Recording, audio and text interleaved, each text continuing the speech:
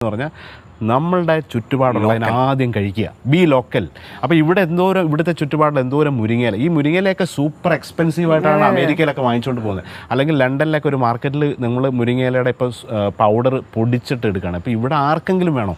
കൊച്ചിയിൽ നിന്ന് കുറച്ച് ചെറുപ്പക്കാരെന്നെ വിളിച്ചു. എനിക്കൊന്ന് IT ഫീൽഡിലൊക്കെ ഉള്ളവരാണ്. അവരെന്നോട് പറഞ്ഞു, ശനിയാഴ്ചയോ ബുധനാഴ്ചയോ ഒരു ദിവസം രാവിലെ കാക്കനാട് കളക്ട്രേറ്റിൽ 7 മണിക്ക് ചെല്ലും. അതായത് സമീപമുള്ള കൃഷി ഇടങ്ങളിൽ നിന്ന് കർഷകർ അവർ കൃഷി ചെയ്ത സാധനങ്ങൾ കൊണ്ടുവരും. 1 മണിക്കൂറിനുള്ളിൽ എല്ലാ സാധനവും തീരും. അതായത് അതിന് വേണ്ടിയിട്ട് ആളുകൾ ഉള്ള അവയർനെസ് കൂടി വരുന്നുണ്ട്. അപ്പോൾ നമ്മളത് തീർച്ചയായിട്ടും നമുക്ക് ഒരു സെൽഫ് സഫീഷ്യൻ്റ് ആയിട്ട് അത്യാവശ്യം കറിവേപ്പിലയാണ് ഏറ്റവും കൂടുതൽ വിഷമുള്ളത്. ഡിപ്പ് ചെയ്തിട്ടാണ് വരുന്നത്. ഏലക്ക പണ്ടൊക്കെ നമ്മളുടെ പായസത്തിലൊക്കെ ഒരു ഇതോടുകൂടി ഇടുമ്പോൾ അതൊരു സന്തോഷമാണ്.